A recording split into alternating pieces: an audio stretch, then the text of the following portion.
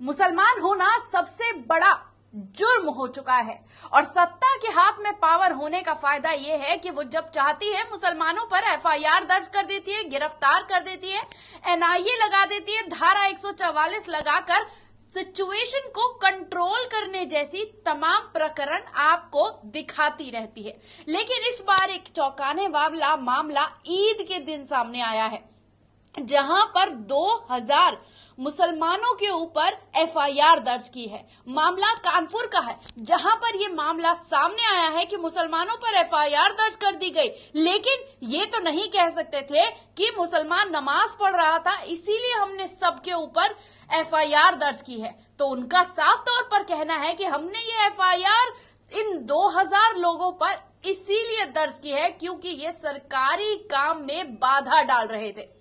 Social media पे ये video viral हुआ है और पुलिस का साफ तौर पर कहना है कि हम वीडियो से पहचान कर और लोगों के ऊपर भी एफआईआर दर्ज करेंगे क्योंकि सरकारी काम इतना जरूरी था कि नमाज कैसे पढ़कर उन लोगों ने काम में बाधा डाल दिया। क्या है पूरा मामला दोस्तों, हम आपको बता देते हैं। कानपुर में ईद की नमाज सड़क पर पढ़ने पर 1700 लोगों के खिलाफ 3 थानों में एफआईआर दर्ज की गई है। पुलिस का आरोप है कि रोक के बावजूद 22 अप्रैल को जजमुआ, बाबापुरवा और बड़ी ईदगाह बेना जाबर के बाहर सड़क पर नमाज पढ़ी गई। जाजमुआ में 200 से 300, बाबूपुरवा में 40 से 50, बजरिया में 1500 नमाजियों के खिलाफ एफआईआर दर्ज की गई है। इसमें ईदगाह कमेटी के सदस्य भी शामिल हैं।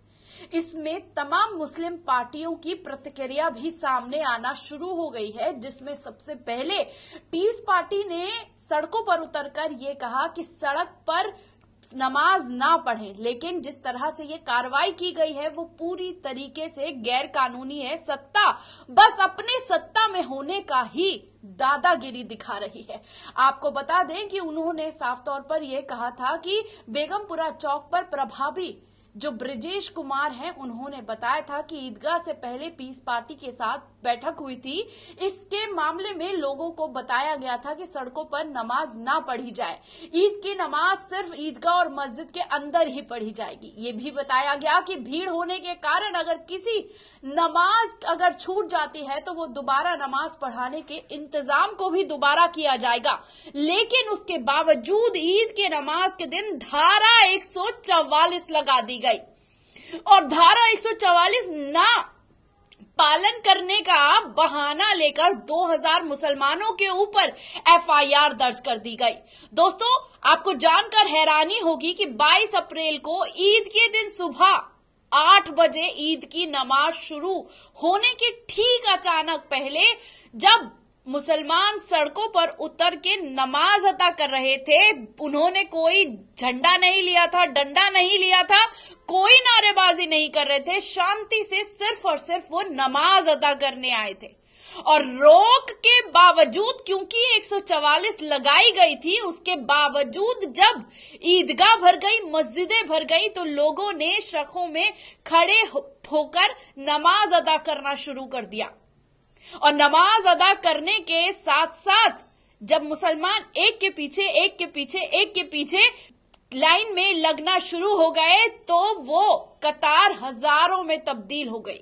और सत्ता को तो मुसलमानों को निशाना बनाने का बहाना चाहिए था और इस बहाने के चलते उनका साफ तौर पर कहना है कि 144 की धारा लागू की गई थी, जिसको पूरी तरह से नजरअंदाज करके यूपी में कानपुर का माहौल बिगाड़ने की कोशिश की, जिसकी वजह से सरकारी काम में दिक्कत आई है। इसीलिए हमने ये एफआईआर दर्ज की है। चौकी के जो प्रभारी हैं उन्होंने शिकायत पर साफ तौर पर नमाज पढ़ने की इस क्रिया को गंभीर धाराओं में एफआईआर दर्ज की गई है, जिसकी अब जांच भी शुरू कर दी गई है। जांच इस बात पर हो रही है कि जो वीडियो सोशल मीडिया पे सामने आया था उसमें अब एक एक चेहरे की पहचान कर उनके ऊपर एफआईआर दर्ज की जा रही है। पुलिस का साफ तौर पर कहना है कि अभी और भी लोगों के ऊपर एफआईआर दर्ज की जाएगी ताकि सरकारी काम में बाधा डालने की हिम्मत अगली बार से मुसलमान ना कर पाए। और सवाल वही उठता है कि नमाज पढ़ना सरकारी काम में किस तरीके से बाधा डालना था।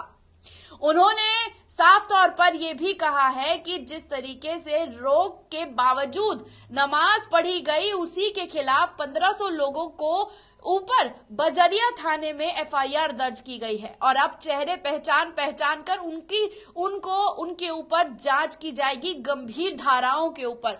उनका ये भी कह रहे हैं कि पुलिस वालों ने उन्हें मना भी किया था कि यहाँ नमाज मत पढ़िए, लेकिन नमाज का वक्त हो चुका था और शखें खड़ी हो चुकी थी, तो लोग उनके एक के पीछे खड़ा होने शुरू हो गए और उसकी वजह से ट्रैफिक जाम लग गया। और जाम लगने की वजह से सरकारी काम में बाधा आई थी और उस बाधा के चलते पुलिस ने ये कार्रवाई की है, जिसे हर कोई जो बीमार मानसिकता का है वो इसे सही ठहराता हुआ नजर आ रहा है। लेकिन इसके बीच मुस्लिम पर्सनल लॉ बोर्ड ने इस फैसले के खिलाफ पूरी तरीके से मोर्चा खोल दिया है।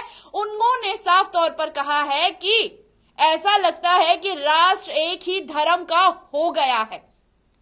एफआईआर पर all India Muslim personal law board ने सख्त नाराजगी जताई है। बोर्ड के सदस्य मोहम्मद सुलेमान का साफ तौर पर कहना है कि एक समुदाय विशेष को टारगेट किया जा रहा है।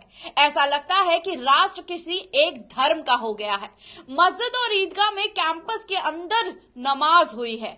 बाबापुरा में इतनी बड़ी ईदगाह नहीं है कि 10 मिनट के लिए अगर जगह नहीं मिलती तो नमाजी सड़क पर ही पढ़ लेते।